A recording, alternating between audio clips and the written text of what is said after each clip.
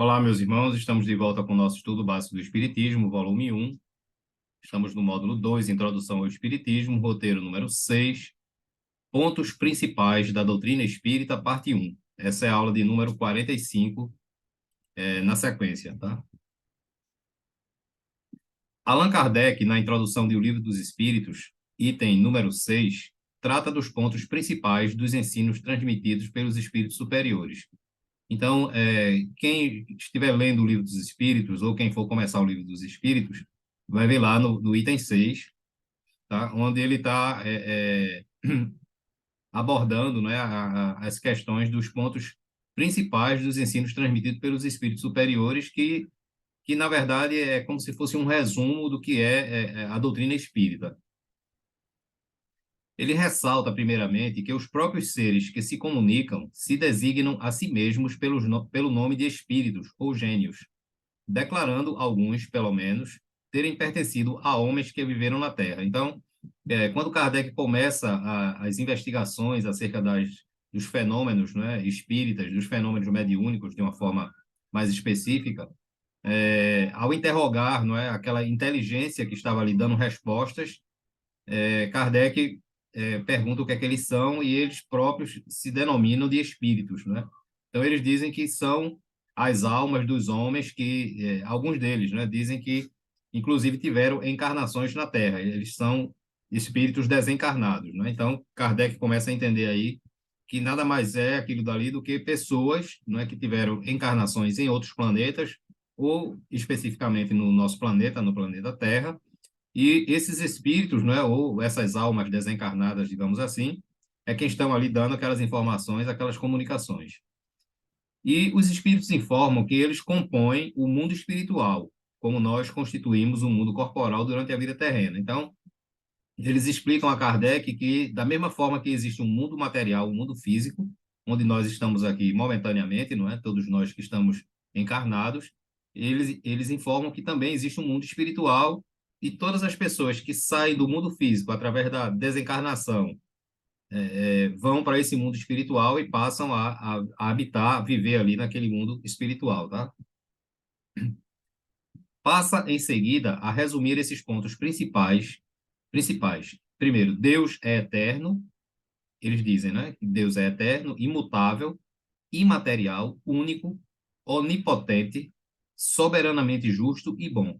Criou o universo que abrange todos os seres animados e inanimados, materiais e imateriais. Então, dentre os pontos principais do Espiritismo, os espíritos começam a explicar a Kardec, né, primeiramente por Deus. Por quê? Porque Deus é o início, é o ponto de partida de todas as coisas. Então, para se começar, né, para se construir uma análise, para se construir um raciocínio, é preciso, primeiramente, ter um ponto de partida, né, alguma coisa em que a construção dessa ideia, desse raciocínio, ele possa se alicerçar. Então, o ponto de partida é Deus. Então, eles dizem, né, que Deus é eterno, imutável, ou seja, Deus nunca vai mudar a maneira de ser, de forma, nem de agir. Ele é imaterial, ou seja, Deus, ele é algo, ele é alguma coisa, só que é alguma coisa diferente, quando eles falam de imaterial, é alguma coisa diferente da matéria como a gente conhece, da matéria que é ponderável, tá? Mas Deus é feito de alguma coisa. Os espíritos dizem que ele é único, ou seja, só existe um Deus, não existe nada superior a Deus. Ele é onipotente, ou seja, ele possui todo o potencial único, não é? E máximo, digamos assim, para exercer a função de criador, não é? De pai e de manter, né, toda a sua criação. É soberanamente justo e bom, né? Então, não existe aquele Deus que a gente vai ver lá na Bíblia, não é, do Antigo Testamento, o Jeová, não é, que é o Deus de Moisés, como a gente já viu aqui nas aulas passadas, que é aquele Deus que incita a violência, não é, o sacrifício, a conquista, as lutas, as invasões, não é, a dominância, ele incita o povo judeu, o povo hebreu, não é que diga, a invadir, a conquistar outras civilizações, outros países e dominar aquilo dali. Então, não existe aquela questão de dominação, não é? Então, Deus, que é exatamente o Deus que Jesus ensinou quase 2000 anos depois de Moisés, é um Deus soberanamente justo e bom. Então, é o criador de todas as coisas, né? São essas informações, são esses primeiros pontos que os espíritos explicam a Allan Kardec. Então, eles continuam dizendo que os seres materiais constituem o mundo visível ou corpóreo, que é esse mundo que nós vivemos, né? E os seres imateriais constituem o mundo invisível ou espírita, isto é, o mundo dos espíritos. O mundo espírita é o mundo normal, primitivo, eterno, pré-existente e sobrevivente a tudo. Então, com essa informação, a gente entende que o mundo material, ou o mundo visível, né, ou corpóreo, como eles dizem, ele seria uma cópia, digamos assim, mais grosseira, né, uma cópia de uma qualidade menor, digamos assim, do que o mundo espiritual. E que o mundo espiritual é o mundo de origem, é o mundo único, não é? O mundo que existe desde que Deus criou todas as coisas, a gente não sabe em que tempo foi isso, tá certo? E que esse mundo, ele pré-existe, ou seja, antes do mundo material, o mundo espiritual já existe, tá certo? E que ele sobrevive a tudo. Então, tudo que é matéria, não é matéria ponderável, a gente sabe que se modifica, né? É a tendência natural da lei da matéria que ela se desintegre, que ela em determinado tempo, que isso aí vai variar, não é? De tamanho, de forma, de importância, de uma série de coisas, mas tudo que é feito de matéria vai se destruir, né? A matéria se desintegra e os átomos, né, que formam aquela matéria, eles vão retornar ao universo, né? Vão ser reaproveitados na formação de outras coisas materiais, tá? Então, mas tudo que é matéria física, matéria ponderável, existe um limite. Já o mundo espiritual não tem essa limitação, né? Ele sempre vai existir. E o mais interessante de tudo é que o mundo espiritual não depende absolutamente de nada do mundo material. Ou seja, se não existisse o mundo material, o mundo físico, o mundo espiritual continuaria existindo normalmente sem nenhum tipo de problema. Já o mundo material depende, não é, consideravelmente do mundo espiritual. Na verdade, o mundo material só existe porque existe o mundo espiritual. O mundo corporal é secundário, poderia deixar de existir ou não ter jamais existido, sem que por isso se alterasse a essência do mundo espírita, do mundo espiritual. Então, foi o que acabamos de falar, né? Os espíritos revestem temporariamente um invólucro material perecível, cuja destruição pela morte lhes restitui a liberdade. Entre as diferentes espécies de seres corpóreos, Deus escolheu a espécie humana para a encarnação dos espíritos. Então, a gente vai ver, assim, no decorrer do nosso estudo, nós vamos falar, inclusive, da gênese do espírito, como foi que o espírito foi criado, não é? Das etapas que cada espírito tem que passar para poder atingir um grau de evolução, né, e continuar evoluindo sempre, porque a gente já viu aqui que o progresso é infinito, né, ele nunca tem um limite, tá certo? E a gente vai estudar aqui principalmente que antes de existir o espírito, existia o que é criado primeiramente, não é um espírito, é um princípio espiritual, uma essência espiritual simples, não é? Como os espíritos dizem. Nós somos criados simples e ignorantes. Simples porque somos princípios espirituais, ainda estamos no início da nossa jornada evolutiva, e ignorante porque desconhecemos as leis. Então, por exemplo, os animais não têm espíritos. Os animais têm princípios espirituais. Eles ainda não são espíritos. E por não serem espíritos, eles não podem habitar, não é? Eles não podem, digamos assim, gerenciar corpos humanos, tá? Então, Deus, quando criou a forma material que ele definiu para que o espírito pudesse habitar, não é? Gerenciar, controlar, seria essa forma humana que nós temos, tá? Então, em todos os lugares do mundo, do universo, onde houver mundos habitados, sempre vai existir espíritos encarnados e desencarnados. Porém, todos eles têm a mesma forma que nós temos. Todos têm a forma humana, com pequenas variações, tá? Mas, em linhas gerais, a gente vai sempre encontrar a forma humana. Então, não existe nenhum planeta onde a formiga ou a barata, como passa nesses filmes aí de ficção científica, sejam os seres dominantes, né, inteligentes e que invadem outros planetas, não é? Baratas, ratos, lagartos, né? A gente vê por aí nesses filmes de ficção científica. Não existe isso, tá? Onde houver mundo habitado, sempre vai existir espíritos encarnados e desencarnados, e a forma será sempre humana. Agora, existem variações, pode não ter pelos, não é? Pode ser de uma estatura menor ou maior do que a nossa, podem ser fisicamente mais fortes ou mais fracos ou iguais aos nossos corpos, não é? Até porque nós vamos encontrar mundos iguais à Terra, ou seja, são iguais à Terra. A forma humana é exatamente igual a essa, mundos inferiores, não é?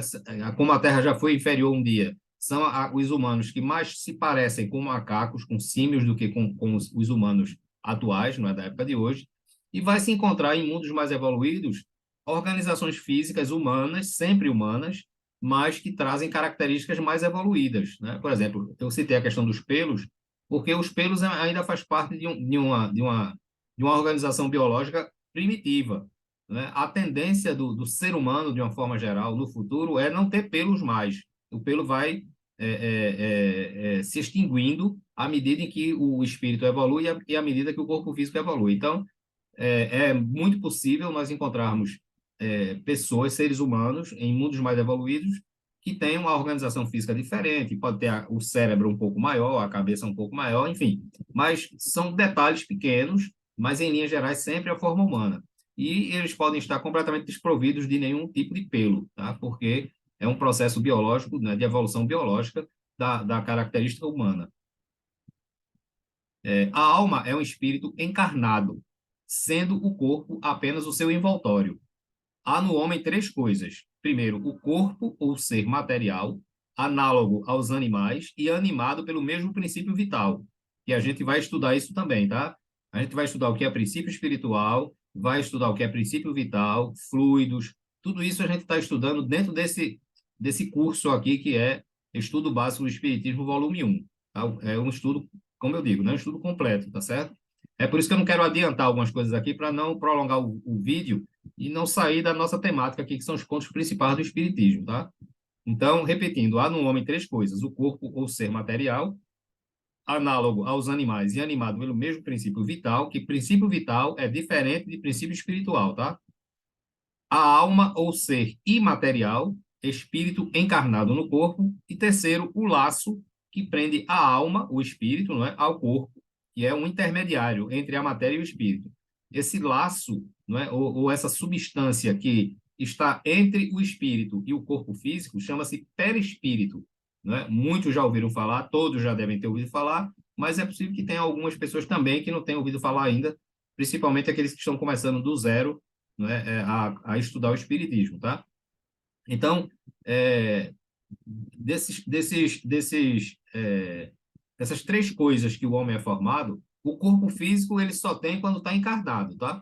Quando ele está desencarnado, ele só tem duas coisas, que é o espírito, ou a alma, né, digamos assim, e o perispírito, que é chamado também de corpo espiritual, tá? Porque esse daí, quando a gente morre fisicamente falando, o que a gente deixa para trás é o corpo físico, mas o perispírito, que é o corpo espiritual, e o espírito, ele continua, tá?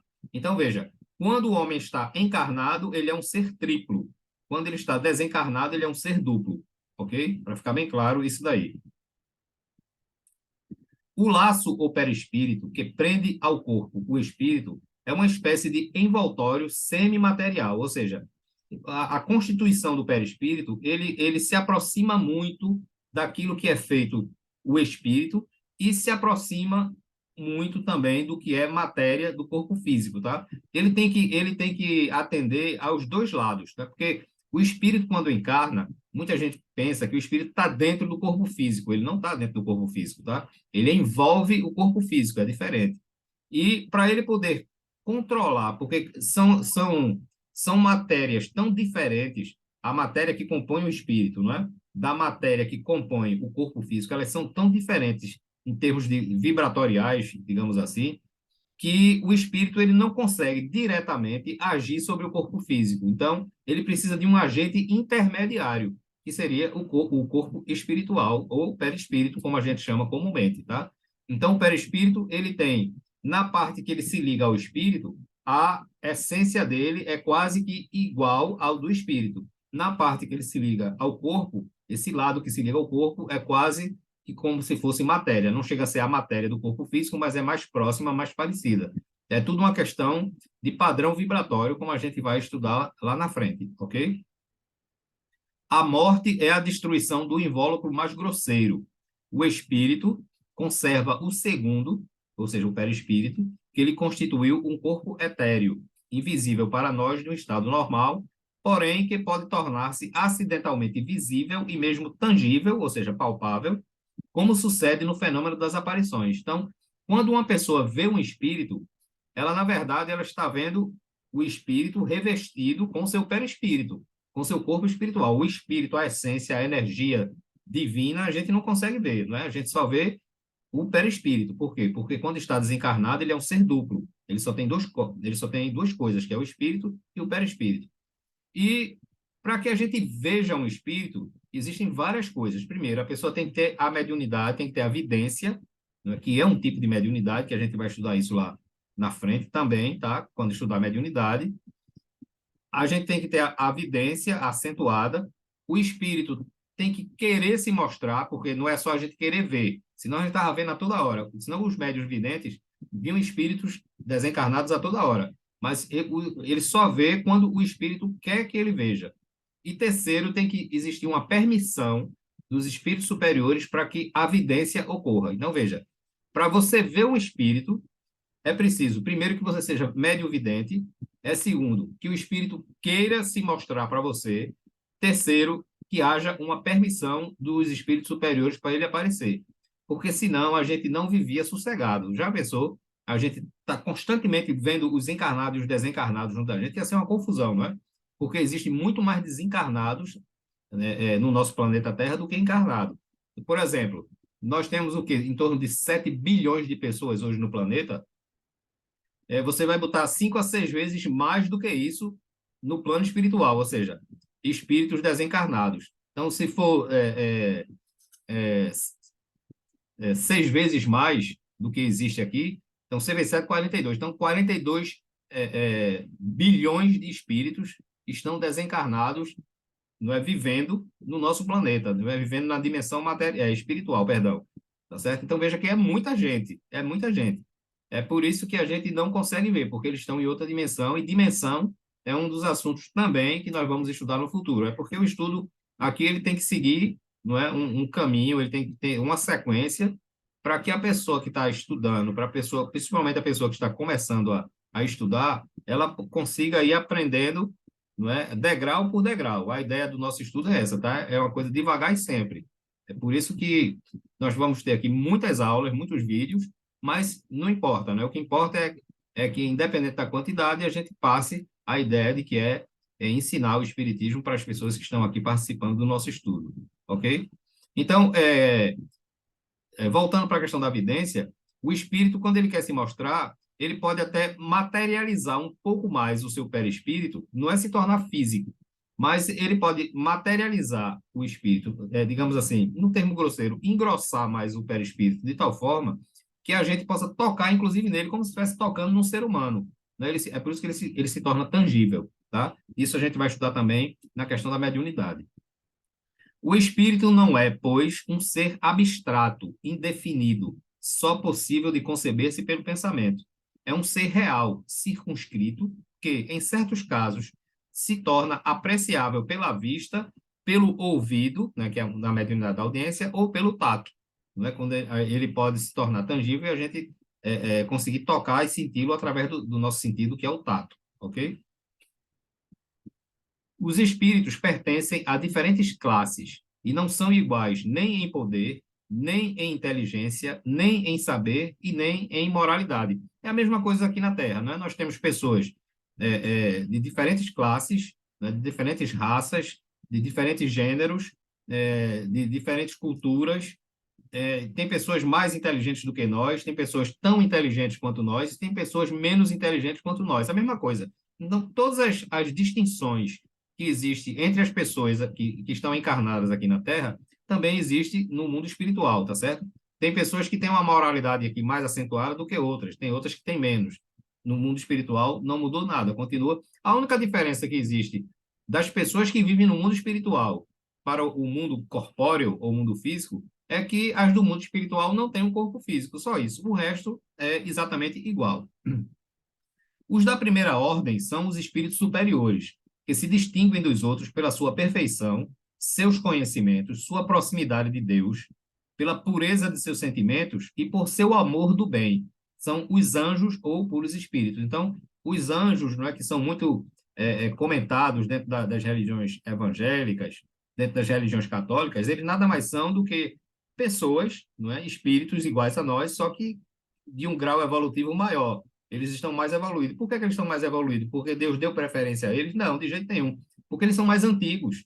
Ele tem mais experiência, é como nós. Por exemplo, uma família onde tem 3 irmãos, né? Existe um de 40 anos, um de 20 e um de 15. O de 40 anos já viveu mais, tem mais experiência. Então, teoricamente, ele tem mais conhecimento, mais experiência de vida do que o de 20, não é? E do que o de 15 anos, tá certo? Então, o processo de conhecimento e evolução se dá pelo tempo de experiência também, tá?